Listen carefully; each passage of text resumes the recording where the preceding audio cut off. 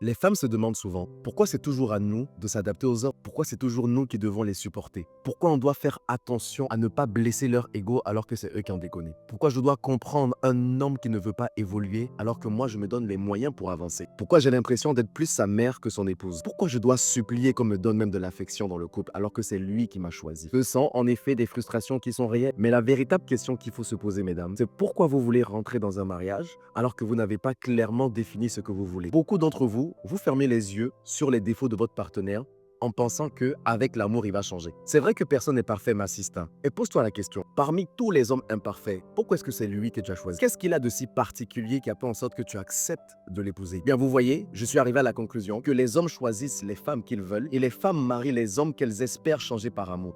Laissez-moi vous dire quelque chose. Te marier avec un homme en espérant qu'il change pour toi par amour, c'est comme si tu étais en train de signer une lettre d'embauche dans une entreprise sans lire le contrat, sans étudier la culture d'entreprise, sans analyser le style de management de tes gestionnaires. Après 6 mois, tu t'étonnes que l'employeur ne s'adapte pas à tes besoins, à tes envies, à ton rythme idéal de travail. Mais le problème, c'est que tu as signé. Tu vois, en fait, la plupart des employés travaillent pour le salaire. Ils ne font aucune recherche approfondie sur l'employeur. Ils demandent juste, c'est combien on me paye. Et beaucoup de femmes font pareil dans les relations. Ils gagnent combien? Ils travaillent où? Ils conduisent quoi? Est-ce qu'il peut me prendre en charge même? Est-ce que c'est un homme romantique? Quand est-ce qu'il va me présenter à sa famille? Qu'il est sûr même qu'il m'aime? Si on est ensemble, on s'affiche sur les réseaux ou pas? Mais très rarement, elles vont se demander les questions suivantes. Comment est-ce qu'il gère les conflits? Comment il traite les femmes quand il est frustré? Quelle est sa part de responsabilité dans l'échec de cette dernière relation amoureuse? Dans quel environnement familial il a vécu et comment est-ce que ça affecte aujourd'hui sa vision du mariage et du couple? Est-ce qu'il travaille intentionnellement sur lui pour devenir un meilleur époux et un meilleur papa? Qui sont ses figures d'autorité? Quelles sont les personnes qu'il respecte et qui l'inspirent à présent? Comment il perçoit même la contradiction dans le couple? Les femmes, je vous dis la vérité, avant le mariage, c'est vous qui avez le pouvoir. Parce que c'est la femme qui choisit. L'homme vient vers elle